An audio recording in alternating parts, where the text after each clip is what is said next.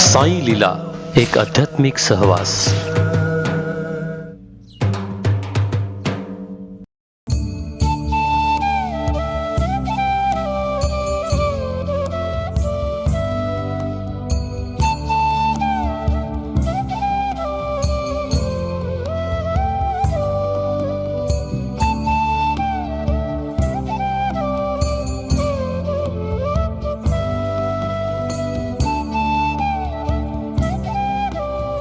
वक्रतुंड महाकाय सूर्यकोटी समप्रभ निर्विघ्नं कुरु मे देवो सर्वकार्येषु सर्वदा. मृत्युंजयाय रुद्राय नीलकंठाय शांभवे अमृतेशाय शर्वाय महादेवाय ते नमः. नमो देवी महादेवी शिवाय सततं नमः. नमः प्रकृते भद्राये नियता प्रणतास्मतां. वसुदेवसुतं देवं कंसचानूरमर्दनं देवकी परमानन्दं कृष्णं वन्दे जगद्गुरु. सर्वमंगलमांगल्ये शिवे सर्वार्थसाधिके शरण्ये त्र्यंबके गौरी नारायणी नमोस्तुते. नारायणी नमोस्तुते. ब्रह्मा मुरारी श्रीपुरान्तकारी भानु शशि भूमिसुतो बुधश्च गुरुश्च शुक्र शनि राहु केतवा सर्वे ग्रहा शांतिकरा भवन्तु. गुरुर्ब्रह्मा गुरुर्विष्णु गुरुर्देवो महेश्वरा गुरु साक्षात् परब्रह्म तस्मै श्री गुरवे नमः. गुरुर्ब्रह्मा गुरुर्विष्णु गुरुर्देवो जनेश्वरा गुरु साक्षात् जनार्दन स्वामी तस्मै श्री ओम जनार्दनाय नमः. तस्मै श्री ओम शांतिगिरिय नमो नमः. जय बाबाजी. मी पंडित विलास शास्त्री कुलकर्णी गुरुजी आज साई लीला चॅनलच्या माध्यमातून आपणास नवरात्री या विषयावर भेटावयास आलो आहे. सर्वांना नमस्कार. बघा, पुण्यपावन पर्वकाळावर या शरद ऋतूमध्ये आपण शारदीय नवरात्र हे साजरे करत आहोत. नवरात्री हा उत्सव, हा सण, हा सोहळा आपण मोठ्या धूमधडाक्यात मोठ्या आनंदाने आपण हा साजरा करत असतो. प्रत्येकाची आई भगवतीवर, आई जगदंबेवर असलेली दृढ श्रद्धा, आपली कुलदेवी प्रत्येक परिवाराला, प्रत्येक घराण्याला, प्रत्येक कुळाला कुलदेवी असते. ह्या कुलदेवीच्या 3.5 पीठांची आणि इतर सर्व शक्तिपीठांची आई भगवतीची सेवा आपण नवरात्रीच्या पर्वकालावर ज्याप्रमाणे आपल्याला जमेल, ज्याप्रमाणे आपली श्रद्धा असेल त्या पद्धतीने आपण आपल्या परीने आपण हे नवरात्र साजरे करत असतो. 9 दिवस देवीचा हा नवरात्र उत्सव वर्षातून जसे आपण चैत्र नवरात्र साजरे करतो तेही देवीचे नवरात्र असतात. हे शारदीय नवरात्र आहे.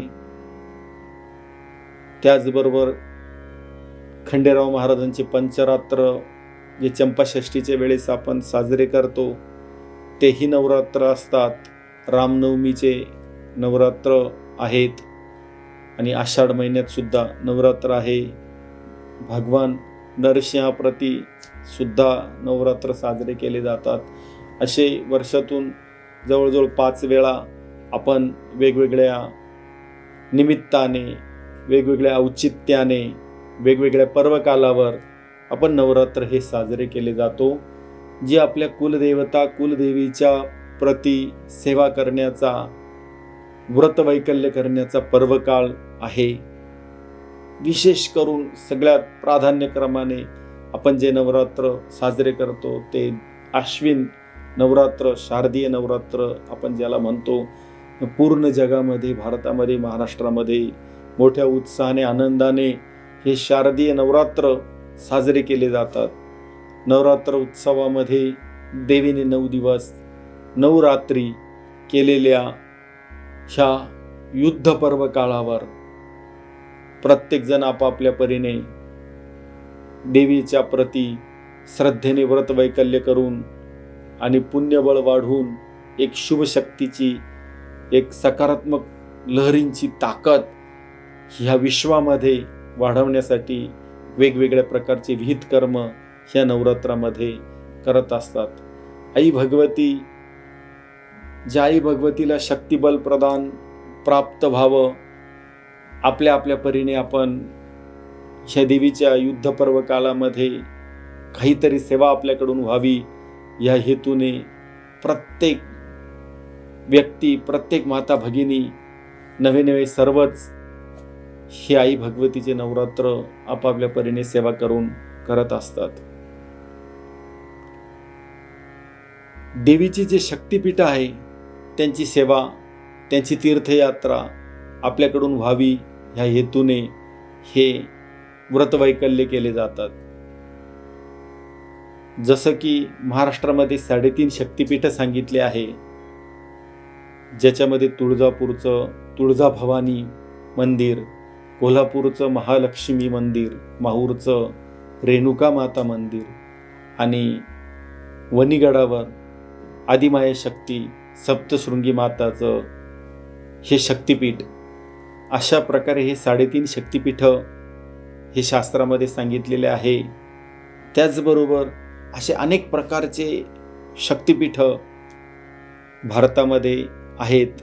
जसं गुजरातमध्ये पावागड आहे, आसाममध्ये गुवाहाटीला कामाख्या माता आहे, ज्वाला माता आहे, दुर्गा माता आहे. अशा अनेक ठिकाणी आई भगवतीचे शक्तिपीठ आहे. आख्यायिका ती शक्तिपीठांची सांगितली जाते. ग्रंथपुराणामध्ये, कथापुराणामध्ये आख्यायिका सांगितलेली आहे, आध्यात्मिक रहस्य सांगितलेलं आहे. हे आदिमायेचे शक्तिपीठ कशा प्रकारे निर्माण झाले त्याबद्दल आध्यात्मिक रहस्य हे आपण जाणून घेऊया.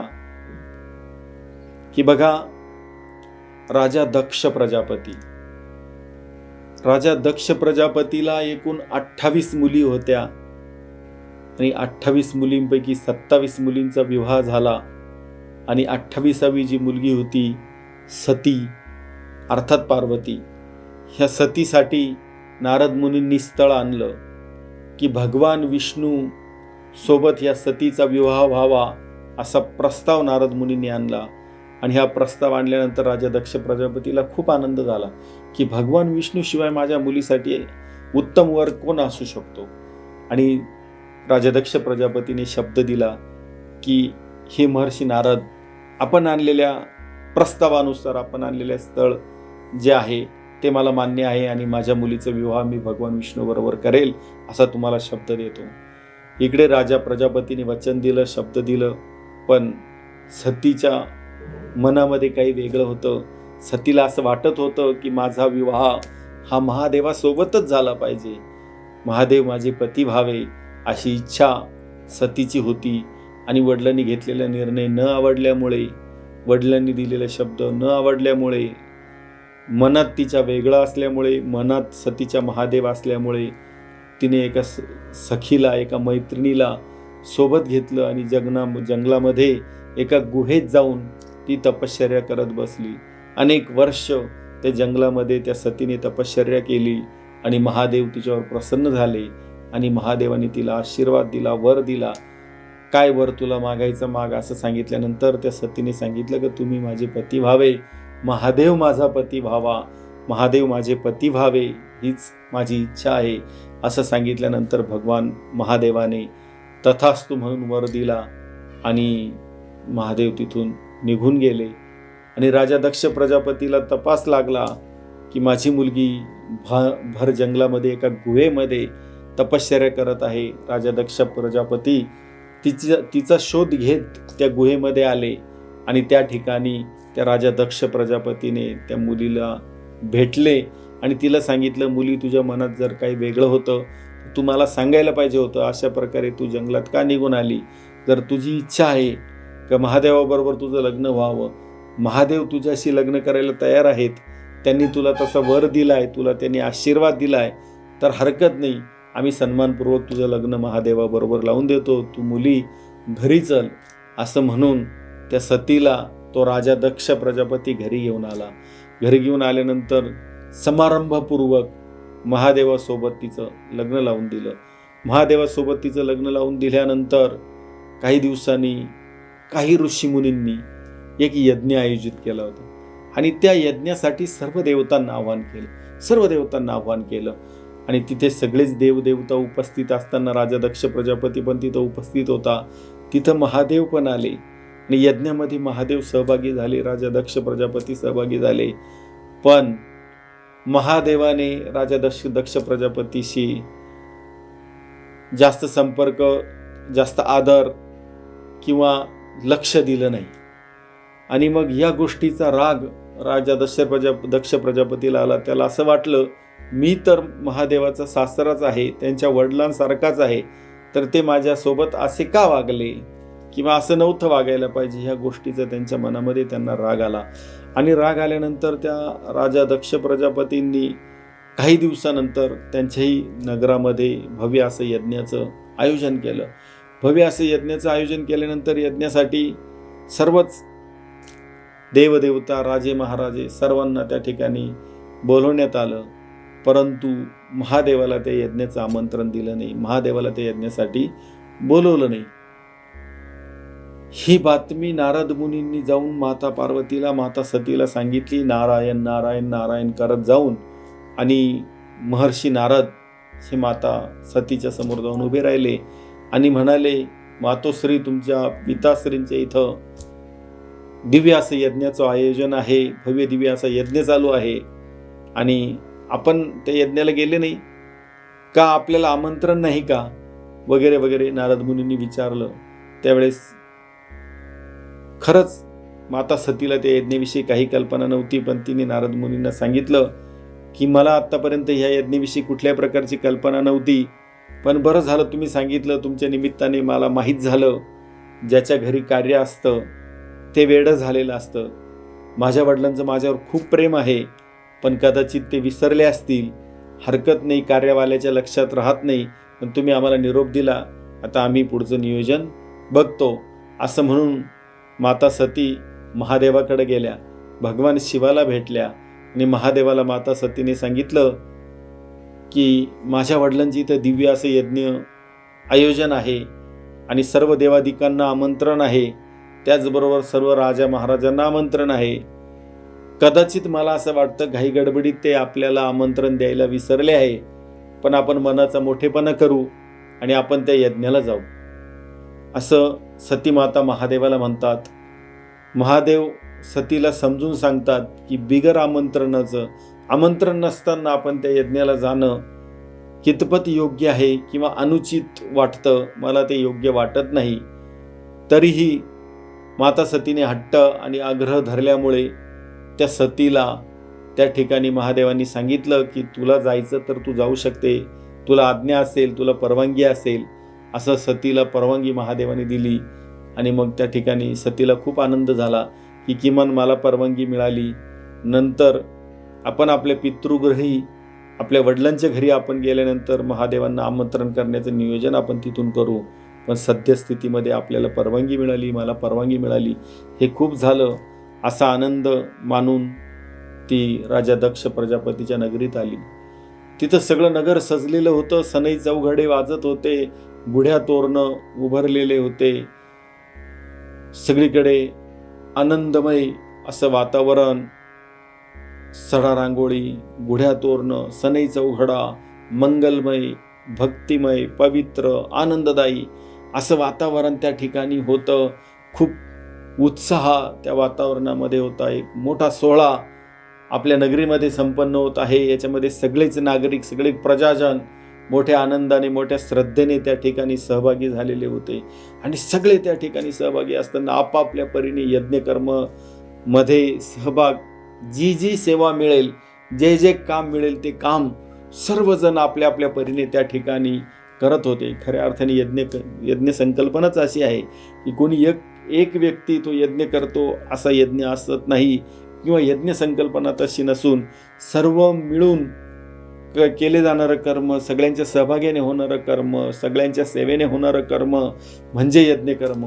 अशा प्रकारे होत असलेला खऱ्या अर्थाने यज्ञ सोहळा त्या ठिकाणी संपन्न होत होता. सगळ्यांचा सहभाग त्या यज्ञपूजेमध्ये होता. सगळेच लोक त्या यज्ञामध्ये सहभागी झालेले असताना त्या ठिकाणी उत्साह, मंगलमय, पवित्र असं वातावरण, आणि त्या वातावरणामध्ये आई भगवती, माता सती, माता पार्वती त्या ठिकाणी उपस्थित झालेल्या आहे. आणि त्या उपस्थित झाल्यानंतर बघा, माहेरचं कोणी भेटलं तर प्रत्येक सवासणीला खूप आनंद होत राहतो. तसा सतीला खूप आनंद हा व्हायला लागला. कोणी भेटलं की त्याची ती विचारपूस करत, त्याच्याशी स्वतःहून ती बोलत असत. मात्र माता सतीला तसा प्रतिसाद लोकांकडून मिळत नव्हता.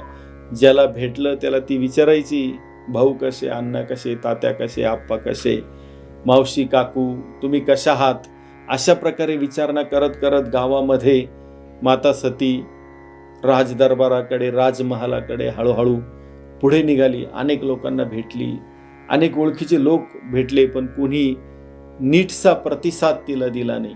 अशा परिसरामध्ये भव्य सुंदर असा यज्ञमंडप, यज्ञाची तयारी त्या ठिकाणी झालेली होती. आणि राजा दक्ष प्रजापती स्वतः जातीने उपस्थित होऊन सर्व सूचना करत होते, बारीक निरीक गोष्टीकडे लक्ष देत होते आणि सगळ्या गोष्टी बघत होते. बघा, आई सोडून कोणीही त्या ठिकाणी सतीकडे नीट लक्ष दिलं नाही किंवा तिची नीट विचारपूस केली नाही. कोणी आपल्याशी नीट बोलत नाही. सगळेच आपला दुराग्रह करत आहात, सगळे आपला द्वेष करत आहे, सगळे आपल्याकडे टाळून बोलत आहे, टाळून वागत आहे. हे पाहिल्यानंतर ती यज्ञमंडपात उभे असलेल्या राजा दक्ष प्रजापतीकडे गेली. तिथे राजा दक्ष प्रजापती त्याच्या कामामध्ये व्यस्त होता. अनेकांना अनेक सूचना त्या ठिकाणी महाराज करत होते. आणि तिथं जाऊन ही सती उभी राहिली. बघा, मुलीचं वडिलांप्रती, वडिलांचं मुलीप्रती प्रेम वेगळंच आहे, वेगळंच असतं असं आपण म्हणतो. त्या ठिकाणी सती आणि राजा दक्ष प्रजापती समोरासमोर आले.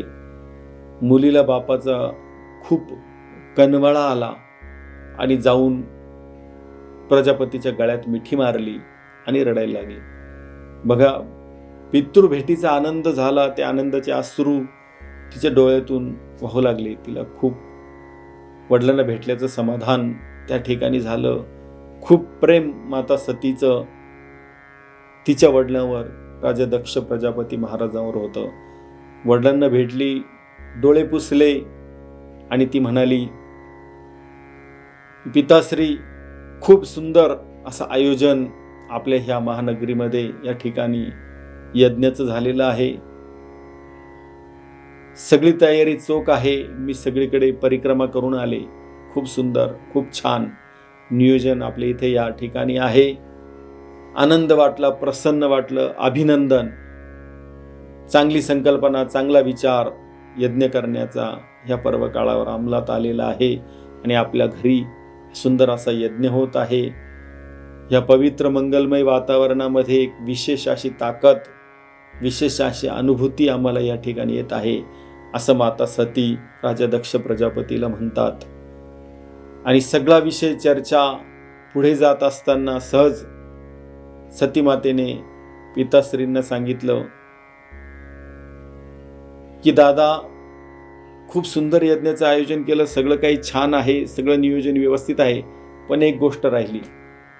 राजा दक्ष प्रजापतीने विचारलं, मुली काय राहिलं? सगळं नियोजन मी नीट नेटकं व्यवस्थित केलं आहे, सगळेजण त्यांची जबाबदारी चोखपणे पार पाडत आहे, असं काय राहिलं? त्यावेळी सतीने सांगितलं की सर्व राजे महाराजे, सगळे देवादिकांना तुम्ही यज्ञासाठी आमंत्रित केलेलं आहे, पण महादेवांना तुम्ही आमंत्रित केलं नाही, माझ्या पतींना तुम्ही आमंत्रित केलं नाही. आम्हाला माहीत आहे की ज्याच्याकडे मंगल कार्य असतं त्याला विसर पडतो, त्याच्या लक्षात राहत नाही. तुमच्या लक्षात राहिलं नसेल हरकत नाही, आपण घरचेच आहोत, अजून काही वेळ गेलेली नाही. तर तुम्ही आता एक काम करा, एखादा प्रतिनिधी पाठवून महादेवाला आमंत्रित करा. असं सतीने राजा दक्ष प्रजापतीला सांगितल्यानंतर राजा दक्ष प्रजापतीने सतीला सांगितलं, मुली, मी विसरलो किंवा लक्षात राहिलं नाही असं काही नाही. मी जाणीवपूर्वक महादेवांना इथं आमंत्रित केलेलं नाहीये. ह्या राजा महाराजांच्या सभेमध्ये, या देवादिकांच्या सभेमध्ये महादेवांची उपस्थिती विचित्र तर वाटणार नाही ना, ही शंका मला होती. म्हणूनच मी मुद्दाम जाणीवपूर्वक आमंत्रण दिलेलं नाही. बघा, कोणतीही सवसनी असो, तिला तुम्ही तिच्या आईविषयी वडिलांविषयी जरी बोलू नये, आईविषयी, वडिलांविषयी किंवा तिच्या परिवाराविषयी कोणत्या सवसनीला दुखू नये. पण जर बोलले तरी ती सहन करते. पण तिच्या पतीविषयी जर कोणी तिला बोललं तर ती कदापि सहन करत नाही. खूप राग, अपमान पतीचा झाल्यामुळे माता सतीला आली आणि तिने त्या ठिकाणी योगशक्तीने योगाग्नी प्रकट केला आणि त्या योगाग्नीमध्ये स्वतःला भस्म करून घेतलं किंवा स्वतःला जाळून घेतलं. बघा, ध्यानस्थ असलेल्या महादेवांना हा प्रकार समजला. ते तिथं प्रकट झाले आणि प्रकट झाल्यानंतर ह्या माता सतीचं प्रेत त्यांनी हातामध्ये घेतलं आणि महादेवांनी तांडव करायला सुरुवात केली. त्या ठिकाणी महादेव तांडव करायला लागले. बघा, तांडव करायला सुरुवात केल्यामुळे स्वर्ग, पृथ्वी, पाताळ कंपायमान झाले. समुद्राचं पाणी पृथ्वीवर यायला लागलं. झाडे उन्मळून पडू लागले. सुसाट्याचा वारा, वादळ, भूकंप, ढगफुटीसारखा पाऊस, अशी सगळी त्राहिमाम अशी परिस्थिती त्या ठिकाणी तयार झाली. सगळेच घाबरले. पशुपक्षी स्वैरावैरा पळायला लागले. प्रत्येक जीवाच्या आकांताने धावू लागला आणि सगळीकडे त्राहिमाम होत असताना सगळे देव, ऋषी, ब्राह्मण एकत्र येऊन आणि देवांचा राजा इंद्राकडे गेले. त्यांना सांगितलं की महादेवांच्या हातामध्ये माता सतीचं प्रेत आहे. तोपर्यंत महादेवांचं तांडव संपणार नाही, थांबणार नाही आणि तोपर्यंत या पृथ्वीवर जे काही त्राहिमाम होत आहे ते थांबणार नाही. म्हणून काही करून महादेवांच्या हातातून सतीचं प्रेत हे बाजूला गेलं पाहिजे आणि म्हणून तुम्ही काहीतरी करा, असं देवराज इंद्राला सांगितलं. देवराज इंद्रांकडे जे शस्त्र आहे, ज्याला आपण वज्र म्हणतो, दधीची ऋषींच्या अस्थिपासून तयार झालेलं ते वज्र नावाचं शस्त्र जे इंद्राच्या हातामध्ये कायम असतं, जे इंद्राचं शस्त्र आहे, ते शस्त्र इंद्राने त्या माता सतीच्या प्रेतावर फेकून मारलं आणि अनेक तुकडे माता सतीच्या प्रेताचे त्या ठिकाणी झाले. आणि ज्या ठिकाणी माता सतीच्या शरीराचा भाग पडला त्या ठिकाणी एक शक्तिपीठ तयार झालं. ज्याप्रमाणे आपण म्हणतो 3.5 शक्तिपीठ, तुळजापूर, माहूर, कोल्हापूर, वणी, हे 3.5 शक्तिपीठ ज्याप्रमाणे झाले, तसंच माता भगवतीच्या डोळ्याच्या स्वरूपामध्ये गुजरातमध्ये पावागड आहे, तर माता सतीच्या योनीपीठाच्या स्वरूपामध्ये कामाख्या माता आहे. पाकिस्तानमध्ये हिंगलाज माता आहे, वैष्णव देवी आहे, आत्मस्वरूपामध्ये ज्वाला माता आहे. असे अनेक शक्तिपीठ अनेक ठिकाणी ह्या माता भगवतीच्या शरीराचे अवशेष त्या ठिकाणी पडल्यामुळे शक्तिपीठ तयार झाले. आणि ह्या सगळ्या शक्तिपीठाची सेवा आपल्याकडून व्हावी, ह्या शक्तिपीठाचं महत्त्व, आध्यात्मिक ताकद, आध्यात्मिक जिवंतपणा आजही आपल्याला वेगवेगळ्या शक्तिपीठावर दिसतो आणि अनेक भक्तांच्या मनोकामना ह्या पूर्ण होत असतात. म्हणून बघा, आता नवरात्रीच्या पर्वकाळावर आपण नवरात्री साजरी करणार आहोत. का करतात, काय आध्यात्मिक कथा आहे नवरात्रीच्या पाठीमागे, की जसे शक्तिपीठ आई भगवतीचे तयार झाले, 1008 शक्तिपीठ, 108 शक्तिपीठ, 3.5 शक्तिपीठ, 14 विद्या, 64 कला, 18 पुराण, 4 वेद. बघा, ह्या सगळ्या शक्ती, ह्या सगळ्या कला ह्या देवी आहेत. ह्या विद्या देवी आहे, ह्या कला देवी आहे, ह्या अस्त्रा देवी आहे, ह्या मावलया देवी आहे. ह्या शक्तिपीठांच्या स्वरूपामध्ये असलेल्या ह्या शक्तिपीठांचं पूजन करण्याचा पर्वकाळ जो आहे तो नवरात्री आहे. व्रतवैकल्य अनेक प्रकारे ज्याच्या त्याच्या श्रद्धेने प्रत्येक जण आणि प्रत्येक माता भगिनी करत असतं. कोणी ह्या पर्व काळावर 9 दिवस उपवास करतं. उपवास आपल्या आपल्या पद्धतीने सगळेजण करतात. कोणी निराहार करतं, कोणी निर्जला करतं. जल सुद्धा घ्यायचं नाही, आहार सुद्धा घ्यायचा नाही, किंवा कोणी फळावर, कोणी दुधावर, कोणी पाण्यावर, कोणी फराळावर असे व्रत करतं, उपवास करतं, किंवा कोणी नवरात्रामधल्या पहिल्या दिवशी आणि 8व्या दिवशी अशा प्रकारे उपवास हे नवरात्राचे धरत असतात. त्यामध्ये वेगवेगळे व्रत केले जातात. जसं की नवरात्राच्या पर्व काळावरती यज्ञ हवन करणे, नवरात्राच्या पर्व काळावर अभिषेक करणे, नवरात्राच्या पर्व काळावरती चप्पल न घालणे, दाढी न करणे, मंदिरात दिवा अखंड ज्योत लावणे, किंवा ब्रह्मचर्य व्रताचं पालन करणे, पलंगावर गादीवर न झोपणे, उशी गादी न घेणे, अशा अनेक प्रकारचे व्रत, दान धर्म, फलार, फळ वाटप आपल्या आपल्या परीने ज्याला जसं जमल तसं नवरात्रामध्ये आई भगवतीच्या दर्शनाला पायी जाणे, जवळपास असलेल्या शक्तिपीठावर पायी जाणे, अशा अनेक प्रकारचे व्रतवैकल्य ह्या नवरात्राच्या पर्व काळावर केले जातात. याचं अनंत पुण्य हे शास्त्रामध्ये सांगितलेलं आहे. त्याची कथा आहे की नवरात्रीच्या ह्या व्रताचं फळ कसं मिळतं आणि काय आहे कथा. एक ब्राह्मण असतो जो देवी भक्त असतो. कायम श्रद्धेने रोजची देवी पूजा तो करत असे. रोज त्याची देवी पूजा ही श्रद्धेने आणि मनापासून तो त्या ठिकाणी करत असे. परंतु बघा, त्याची एक मुलगी असते जिचं नाव आहे सुमती. ही सुमती नावाची मुलगी अतिशय सुंदर, अतिशय गुणवान, अतिशय रूपवान. ती मुलगी रोज पिताश्रींना त्यांच्या पूजेमध्ये मदत करत असे. त्यांना जे पाहिजे ते आणून देणे, त्यांना जे लागल ती तयारी करून देणे, त्यांना आवश्यकता वाटेल ते सर्व देणे, अशा प्रकारची ती मदत आणि पूजेमध्ये सहभाग ह्या सुमतीचा रोज असायचा. ती वडिलांना असलेल्या त्या पूजेमध्ये पूर्णतः मदत त्या ठिकाणी करायची आणि श्रद्धेने ती त्या पूजेमध्ये सहभागी व्हायची. तिला आई भगवतीची सेवा करण्यामध्ये खूप आनंद वाटायचा आणि वडिलांना पण खूप आनंद वाटायचा. ते दृढ देवी भक्त असल्यामुळे कायम श्रद्धेने ती देवीची पूजा त्या ठिकाणी ते रोज करायचे. अशीच रोजची पूजा ते ब्राह्मण त्या ठिकाणी करत असताना त्यांची सुमती नावाची मुलगी आपल्या मैत्रिणींबरोबर खेळावयास गेली असताना ती त्या दिवशी त्या खेळात इतकी गुंग झाली, इतकी मग्न झाली की वडिलांना पूजेत मदत करण्यासाठी विसरली. उपवर झालेली तरुण मुलगी आणि आता ती देवपूजेला आली नाही याचा राग या ठिकाणी त्या ब्राह्मण महाशयांना आला. आणि ती पूजा झाल्यानंतर ती मुलगी तिथं उपस्थित झाल्यानंतर त्यांनी त्या सुमतीला, त्या मुलीला विचारलं की आज तू पूजेमध्ये का आली नाही? आई भगवतीच्या कृपेने आपलं सर्व चांगलं होत आहे. त्या पूजेमध्ये तू सहभागी व्हायला पाहिजे होतं, पण तू सहभागी झाली नाही. मी तुझं लग्न दरिद्री किंवा कुष्ठरोगी असलेल्या मुलाबरोबर करून देईल.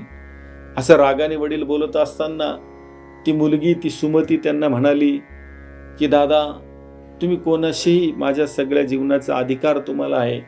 तुम्ही कोणासोबतही माझं लग्न लावून दिलं तर हरकत नाही, कारण मनुष्य तर फक्त कर्माचा अधिकारी आहे, भाग्याचा नाही. भाग्य शेवटी परमेश्वराच्या हातात आहे, आपल्या हातात नाही. आपण आपलं भाग्य ठरवू शकत नाही. त्यामुळे माझ्या भाग्याने माझं जसंही होईल, जेही होईल ते मला मान्य आहे, ते मला कबूल आहे. त्यामुळे मी असा विचार कधी करत नाही, अशी चिंता कधी करत नाही की तुम्ही माझं लग्न कोणासोबत कराल. तुम्हाला वाटेल तशा मुलाबरोबर माझं लग्न करून द्या, माझी काही हरकत नाही. बघा, असं सांगितल्यानंतर त्या ब्राह्मणाला राग आला की आपण या मुलीला रागून चिडून बोललो तरी पण ही आपल्याला उलटच बोलत आहे. म्हणून रागाच्या भरामध्ये, रागाच्या आवेशामध्ये त्यांनी त्या सुमती नावाच्या मुलीचं लग्न एका कुष्ठरोग्याशी लावून दिलं. तिला खूप वाईट वाटलं. वडिलांचे कटू शब्द तिच्या मनाला खूप दुखावून गेले. पण भाग्यावर आपल्या, जे आपल्या भाग्याने होईल ते होईल असं समजून त्या कुष्ठरोगी त्या रोगिष्ट कुष्ठामधून वाहत असलेल्या दुर्गंधानी पू अशा अतिशय घाणेरड्या स्वरूपात असलेल्या पतीला घेऊन आणि ती जंगलामध्ये निघून गेली. बघा, जंगलात गेल्यानंतर त्या ठिकाणी तिने तिच्या श्रद्धेने एका ठिकाणी जंगलात राहण्याची व्यवस्था केली आणि श्रद्धेने देवीची पूजा त्या ठिकाणी ती करू लागली. एक दिवस देवी त्या ठिकाणी प्रकट झाली आणि देवीने तिला सांगितलं की मी तुझ्यावर प्रसन्न आहे, तुला काय पाहिजे मागून घे. सर्वप्रथम या सुमतीला समजलंच नाही ह्या कोण आहे आणि आपल्याला का आशीर्वाद देत आहे. म्हणून तिने विचारलं की आपण कोण आहात आणि आपण आम्हाला आशीर्वाद का देत आहे. त्यावेळेस त्या देवीने सांगितलं की मी आदिमाया शक्ती आहे, मी देवी भगवती आहे आणि मी तुला वर आशीर्वाद द्यायला आलेले आहे. त्यावेळेस त्या सुमतीने सांगितलं की आई भगवती, असं मी काय केलं आहे, असं कोणतं पुण्यकर्म मी केलं आहे की ज्याच्या प्रती तुम्ही मला आशीर्वाद देत आहात, तुम्ही मला वर देत आहात, असं कोणतं पुण्य मी केलेलं आहे.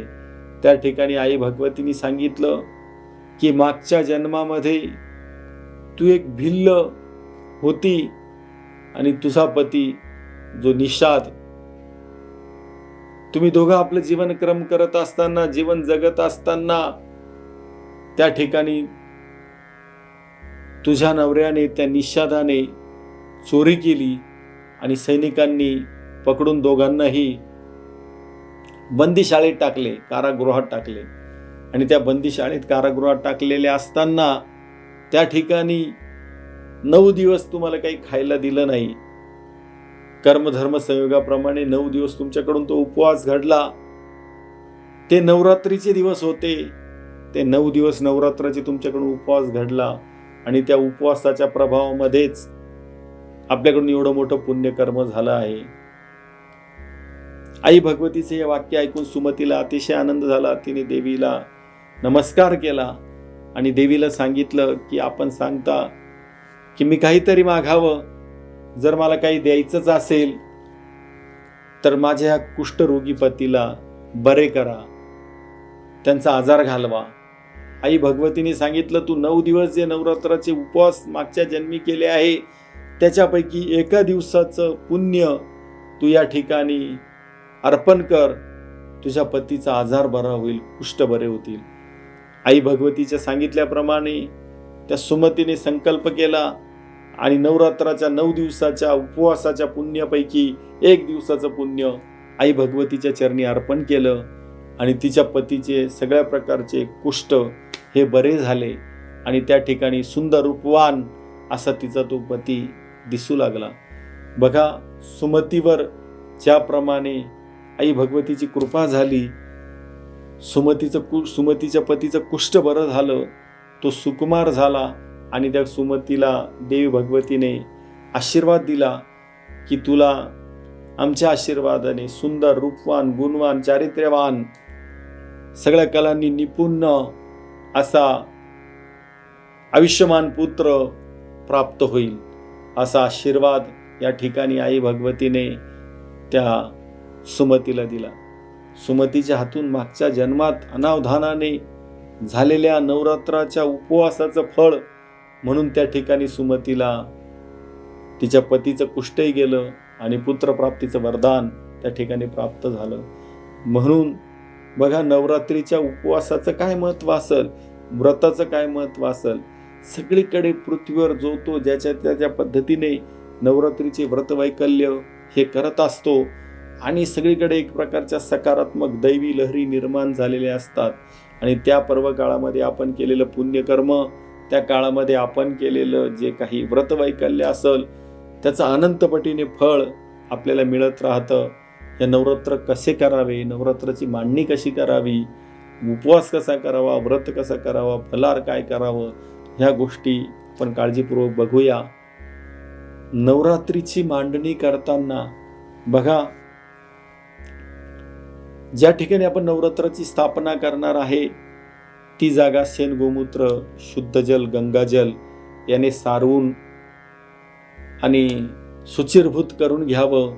त्या ठिकाणी ती जागा पवित्र करून घ्यावी, शुद्ध करून घ्यावी, धुवून घ्यावी, पुसून घ्यावी, सारवून घ्यावी आणि त्या भिंतीवरती आपण चुना आणि गेरू यांनी सजावट, रंगरंगोटी त्या ठिकाणी मिळेल त्या रंगाने सुंदर अशी सजावट आपण त्या ठिकाणी करावी. त्याचबरोबर आपल्याला जिथं नवरात्र स्थापना करायची आहे त्या ठिकाणी एक पाट किंवा चौरंग ठेवून त्या चौरंग पाटावरती लाल कलरचं नवीन वस्त्र हे टाकावं. नवीन वस्त्र टाकून त्याच्यावरती 5 पानाचे विडे ठेवावे. 5 पानाच्या विड्यावर थोडे थोडे तांदूळ ठेवून आणि असलेले आपले कुलदेवतांचे चांदीचे टाक त्या पानाच्या विड्यावरती उभे ठेवावे. काही काही परिवारामध्ये कुलदेवतांचे टाक झोपून देतात, पण झोपवणे यथायोग्य नसून त्यांना उभं केलं पाहिजे. म्हणून अशा प्रकारे ते देव त्या ठिकाणी उभे करावे, विड्यावर मांडावे, विड्यावर ठेवावे. ते देवतांचं पूजन करावं, पंचोपचार पूजन, गंध, अक्षत, फूल, हळदी, कुंकू वाहावं त्यांना. आणि त्या शेजारी त्या देवतांच्या जवळ उजव्या बाजूला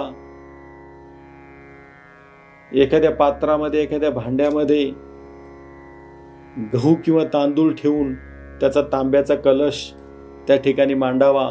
त्या तांब्याच्या कलशाला 5 ठिकाणी गंध लावावा, हळदी कुंकू अक्षत वाहावं, कलशामध्ये सुपारी किंवा पैसा टाकावा आणि त्या कलशावरती नारळ ठेवून मांडलेल्या त्या ठिकाणी एक कलश हा मांडावा.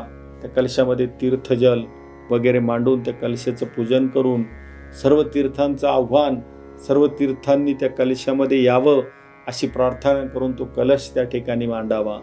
त्याचबरोबर एका परडीमध्ये घटस्थापना करण्याची, परडीमध्ये घट मांडण्याची पद्धत आहे. काही ठिकाणी ताटात मांडतात, काही ठिकाणी परातीत मांडतात. बांबूच्या झाडाची असलेली परडी हे वंशवृद्धीचं प्रतीक आहे. म्हणून परडीमध्ये घट मांडण्यासाठी चांगली अशी माती शेतातून वगैरे आणावी आणि त्या मातीमध्ये 7 प्रकारचे धान्य हे घेऊन 7 प्रकारचे धान्य त्या मातीमध्ये मिक्स करावे. त्या मातीमध्ये सप्तधान्य कालवावं आणि त्या माती ती परडीमध्ये भरून आणि त्याच्या मध्यभागी मातीचा सुगट, मातीचा घट, मातीचा कलश हा घट म्हणून त्या ठिकाणी त्याच्यामध्ये मांडावं. त्या मातीवर पाणी शिंपडावं, त्या घटामध्ये पाणी भरावं आणि अशा प्रकारे त्या घटाची घटस्थापना ही करावी. 7 दिवस 9 दिवस आपण ह्या घटाची उपासना करत असतो, सेवा करत असतो. मग 9 दिवस एकदा घट मांडल्यानंतर, देवांची स्थापना केल्यानंतर, प्राणप्रतिष्ठा केल्यानंतर, पूजा केल्यानंतर, आरती केल्यानंतर रोजची माळ, देवांना रोजची माळ, रोजचा नैवेद्य, रोजचा रंग आणि 9 दिवसाच्या 9 देवी या ठिकाणी सांगितलेल्या आहे. त्या 9 दुर्गांचं 9 दिवसाच्या स्वरूपामध्ये आपल्याला त्या ठिकाणी पूजन करायचं आहे. बघा, नवरात्रीच्या पहिल्या दिवसाची देवी आहे शैलपुत्री. शैलपुत्री बघा,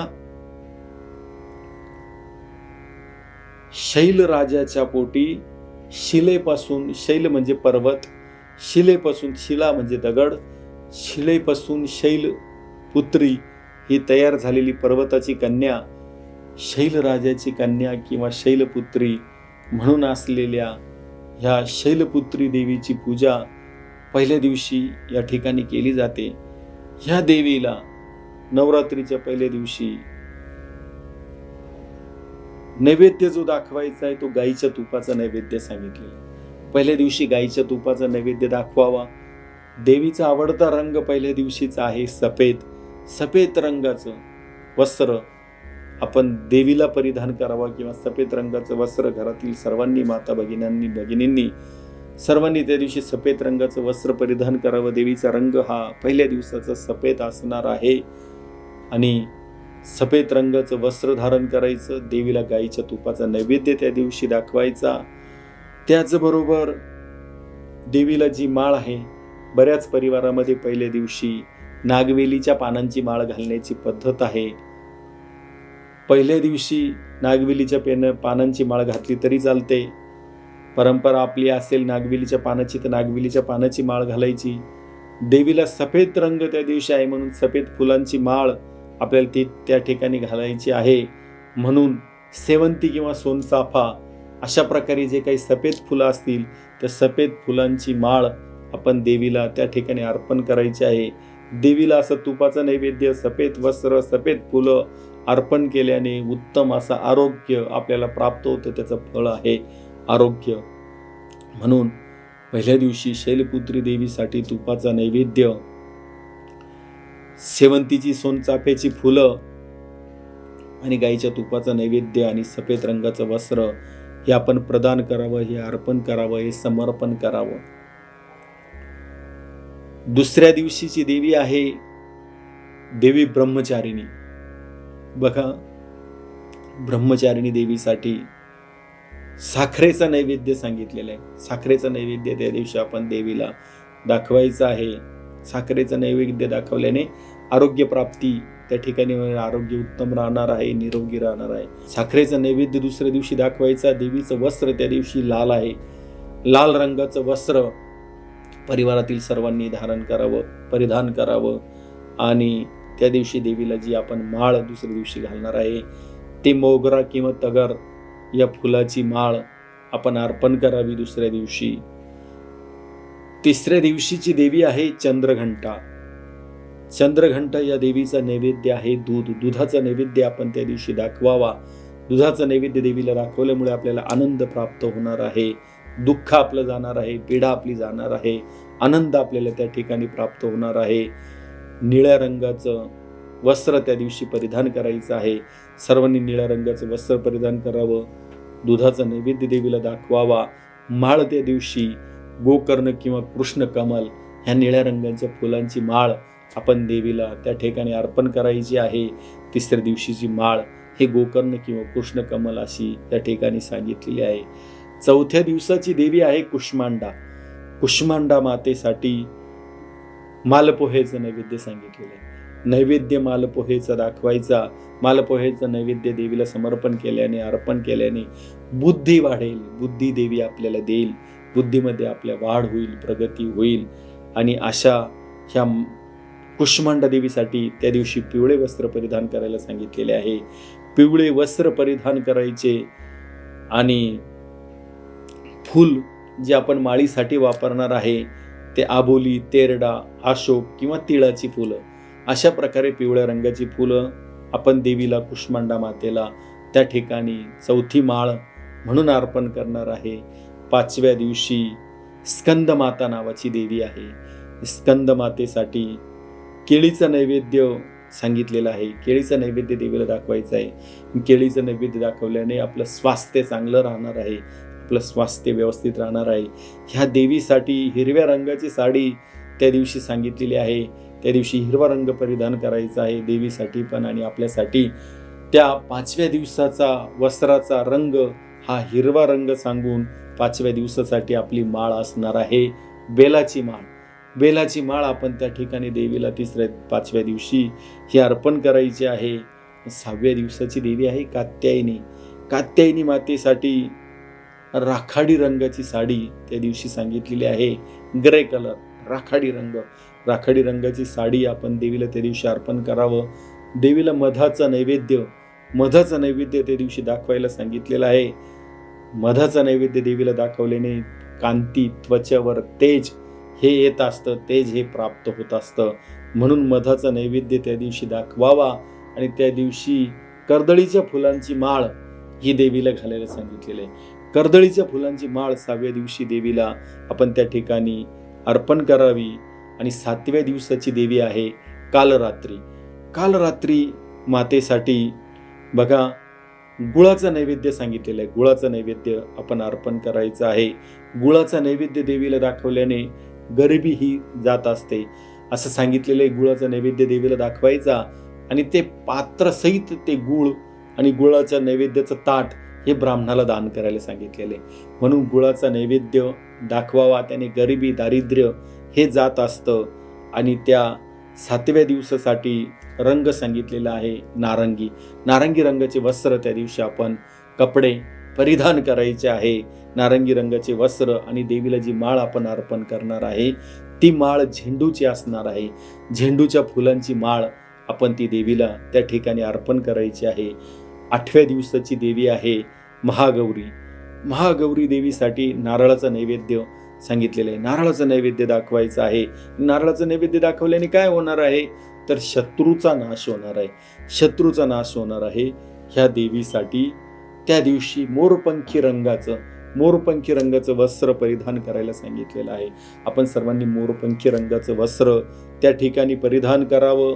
त्याचबरोबर देवीला त्या दिवशी जी माळ आपण अर्पण करणार आहे ती कमळाच्या फुलांची किंवा जास्वंद किंवा कण्हेर या फुलांची माळ आपण देवीला त्या ठिकाणी अर्पण करणार आहोत. या फुलांची माळ अर्पण करावी.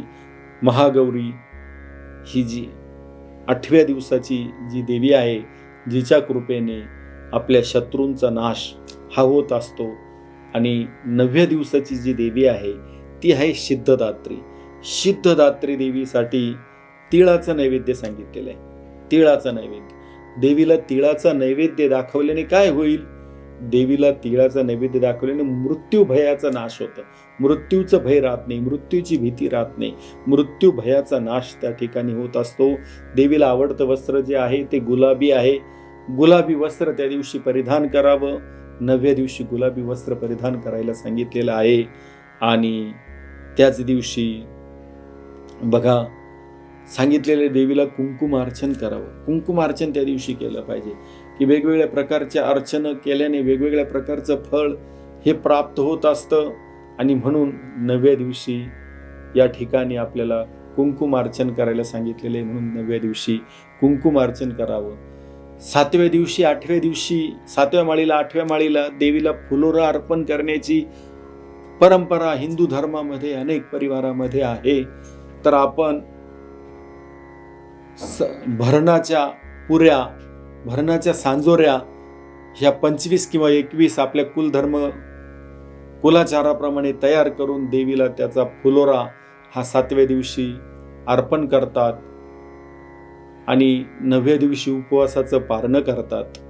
अशा प्रकारे नवरात्र करत असताना आई भगवती शक्तीची 9 दिवस वेगवेगळ्या रूपामध्ये वेगवेगळ्या स्वरूपामध्ये आपण पूजा करत असताना एक मुद्दा आवर्जून लक्षात घ्यावा असं आम्हाला वाटतं की आदिमाया शक्ती स्त्री स्वरूपामध्ये आहे. घरातल्या प्रत्येक स्त्रीला, प्रत्येक लक्ष्मीला आपण लक्ष्मी म्हणतो. ज्याप्रमाणे देवीची आपण पूजा करतो, ज्याप्रमाणे आपण देवीची सेवा करतो, ती सेवा आणि पूजा करत असताना आपण एक मुद्दा लक्षात ठेवला पाहिजे की प्रत्येक स्त्री, प्रत्येक माता भगिनी, प्रत्येक सवासनं ही सुद्धा शक्ती स्वरूपामध्ये आहे. ही सुद्धा देवी स्वरूपामध्ये आहे. म्हणून तिला कुठे दुखावता कामा नये किंवा कोणत्याही माता भगिनीला शिव्या देऊ नये, रागू नये, चिडू नये, ओरडून बोलू नये, ती तळतळेल, शाप देईल असं काही वागू नये. जसं आपण म्हणतो की साधू संतांचा शाप लागतो, ऋषी ब्राह्मणांचा शाप लागतो, तसा सवासनीचा सुद्धा शाप लागतो. म्हणून आपल्याला काही शाप लागू नये म्हणून आपण महिलांचा, माता भगिनींचा आदर करावा. त्यांना रागू नये, चिडू नये, दुखू नये, हा पण संकल्प आपण नवरात्राच्या पर्व काळावर करावा की मी प्रत्येक माता भगिनीचा आदर करील, प्रत्येक माता भगिनीचा सन्मान करील, त्यांची मर्यादा राखेल. हा सुद्धा संकल्प आपण ह्या पर्व काळावर या ठिकाणी नवरात्राच्या पर्व काळावर केला पाहिजे. 9 दिवस 9 रात्र वेगवेगळ्या स्वरूपामध्ये देवीची पूजा केल्यानंतर दसऱ्याच्या दिवशी आपण दशहरा करत असतो, विजय दिवस साजरा करत असतो. विजय मुहूर्त आहे, 3.5 मुहूर्तापैकी एक मुहूर्त आहे. सीमोल्लंघन त्या दिवशी देवी करते, शस्त्रपूजन त्या दिवशी त्या ठिकाणी केलं जातं. अनेक ठिकाणी अनेक प्रकारे नवरात्री आणि दसरा हा पर्वकाळ साजरा करण्याची पद्धत आहे. अनेक गावामध्ये कुलदेवतांच्या स्वरूपामध्ये असलेली रामकाठी ह्या 10 दिवसामध्ये पहिल्या दिवशी तिला नदीवर नेऊन त्या रामकाठीला स्नान घालून, रामकाठीला नवीन कपडे परिधान करून पूजनपूर्वक ती काठी उभी केली जाते. त्या काठीसमोर 9 रात्र 9 दिवस उत्सव साजरा केला जातो. भजन, जागरण, गोंधळ, नाटिका, भारूड, संकीर्तन, बोहडा असे वेगवेगळ्या प्रकारचे उपक्रम 9 दिवस, सोंग नाचवणे वगैरे वगैरे सारखा. त्याचबरोबर मल्लखांब, कवायती, कुस्त्या, त्याचबरोबर शर्यती आणि वेगवेगळे प्रकारचे खेळ ह्या देवीसमोर जागरण करण्यासाठी नवरात्री हे केले जातात आणि अनेक प्रकारे उत्साहामध्ये हा सण केला जातो. विजयादशमीच्या दिवशी देवीची भव्य मिरवणूक केली जाते आणि सीमोल्लंघन संध्याकाळी हे केलं जातं. गावच्या वेशीवर पूजनपूर्वक सीमोल्लंघन केलं जातं. अशा अनेक प्रकारे नवरात्री साजरे करण्याच्या अनेक ठिकाणी अनेक प्रकारे अनेक गाव भाग आणि प्रांत वेगवेगळ्या परंपरेने साजरे केले जातो. काही ठिकाणी रामलीलाचं आयोजन केलं जातं. 9 दिवस जसं रामाने रावणाचा वध हा दसऱ्याला केल्यामुळे अनेक ठिकाणी रामायणाच्या रामलीलेचं आयोजन हे केलं जातं. अशा अनेक स्वरूपामध्ये काही ठिकाणी दांडियाचं आयोजन केलं जातं. काही ठिकाणी वेगवेगळ्या खेळांचं आयोजन केलं जातं. ज्याच्या त्याच्या परीने एक विशिष्ट प्रकारचा जल्लोष उत्साह. माणूस हा उत्सवप्रिय प्राणी आहे आणि हे आपले पूर्वापार चालत आलेले जे संस्कार आहे ते संस्कार टिकले पाहिजे. संस्कार टिकले तर संस्कृती टिकेल आणि संस्कृती टिकली तर देश टिकेल. म्हणून संस्कार, संस्कृती, धर्म आणि देश. संस्कार टिकला तर संस्कृती आणि संस्कृती टिकली तर धर्म टिकेल आणि धर्म टिकला तर देश टिकेल. म्हणून ह्या देशासाठी, ह्या धर्मासाठी, या संस्कृतीसाठी, या संस्कारासाठी आपल्या पूर्वापार ज्याच्यामध्ये आध्यात्मिक रहस्य आहे असे सणवार उत्सव आपण जे साजरे करत असतो त्या सणवार उत्सवामध्ये या पर्व काळावर या ठिकाणी नवरात्रीचा उत्सव आपण साजरा करत असतो. नवरात्रीचा पर्वकाळ या ठिकाणी चालू आहे आणि त्या नवरात्री आपापल्या परीने सर्वांनी आपल्या आपल्या पद्धतीने ती साजरी करावी. नवरात्रीच्या पर्वकाळावरती मातृदेवो भव पितृदेवो भव रोज सकाळी लवकर उठून ब्रह्ममुहूर्तावर उठायला सांगितलेलं आहे. पहाटे 4 वाजेच्या आत 4 वाजता उठून शुचिर्भूत असं स्नान करून सुंदर असे नवीन कपडे परिधान करून, जर नवीन कपडे परिधान करणं शक्य नसलं तर धुतलेले स्वच्छ असे कपडे परिधान करून सडा संमार्जन करून सुगंधी असं द्रव्य लेपन करून सुगंधी असं द्रव्य शिंपडून आणि अगरबत्ती, धूप, गाईच्या तुपाचा दिवा, तेलाचा दिवा, जो अखंड दिवा आपण देवापुढे नंदादीप प्रज्वलित करतो, जो दिवा लावतो त्याचप्रमाणे अखंड दिवा आहे गाईच्या तुपाचा, तेलाचा दिवा त्या ठिकाणी रोज लावावा. देवांची पूजा असलेल्या घटापाशी स्थापन केलेल्या स्थापित देवतांची नित्यनेमाने सकाळी संध्याकाळी आरती, प्रसाद त्या ठिकाणी करावा. रोज आरती आणि प्रसाद आपण देवांचा करावा. सकाळी लवकर उठावं. सुंदर असं मंगलमय असं वातावरण. रोजची देवपूजा, भजन, कीर्तन, जप, तप, व्रत, यज्ञ आपल्याला जे शक्य येते ते त्या दिवशी रोज नवरात्राच्या निमित्ताने 9 दिवस आपण ते केलं पाहिजे, ज्याला जसं जमल तसं.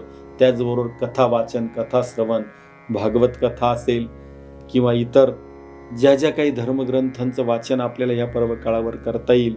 देवी भागवत आहे, देवी महात्म्य आहे, सप्तशतीचे पाठ आहे.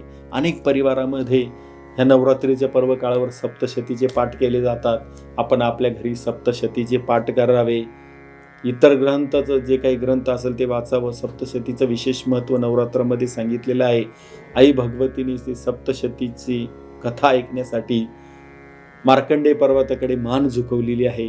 बघा देवीला त्या सप्तशतीविषयी किती आवड असेल की देवीने ते सप्तशतीचे श्लोक ऐकण्यासाठी मार्कंडेय ऋषी जी प्रशंसा करत होते, मार्कंडेय ऋषी जी सप्तशतीची संवाद जो करत होते, आई भगवतीचा आणि मार्कंडेय ऋषीचा जो संवाद आहे त्या संवादाकडे माता भगवतीचं मनापासून लक्ष असल्यामुळे आई भगवतीने, देवीने आपली मान वणीच्या सप्तशृंगी गडापासून तर मार्कंडेय पर्वताकडे झुकवलेली आहे.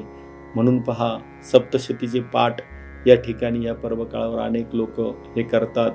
घटस्थापना झालेल्या ठिकाणी नित्यनेमाने पूजा, आरती, नैवेद्य आपण आपल्या आपल्या परीने करावे.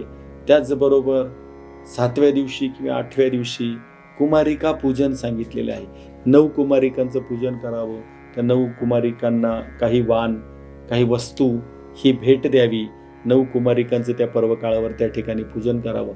असं 9 दिवसाचं आपल्या आपल्या पद्धतीने नवरात्रामध्ये सर्वांनी आपण पूजन करून 9 दिवसाचे नवरात्र मनापासून श्रद्धेने आपण सगळ्यांनी साजरे करावे. या नवरात्रीच्या पर्वकाळावर निष्काम कर्मयोगी जगद्गुरू जनार्दन स्वामी उत्तराधिकारी महामंडलेश्वर स्वामी शांतिगिरी बाबांच्या वतीने आपल्या सगळ्यांना खूप खूप शुभ आशीर्वाद, खूप शुभेच्छा. नवरात्रीचा पर्वकाळ आनंदाने धूमधडाक्यात आपण सर्वांनी साजरा करून हिंदू धर्माची संस्कृती ही जतन करावी. आपल्या सगळ्यांना शुभेच्छा, शुभ आशीर्वाद. जय बाबाजी.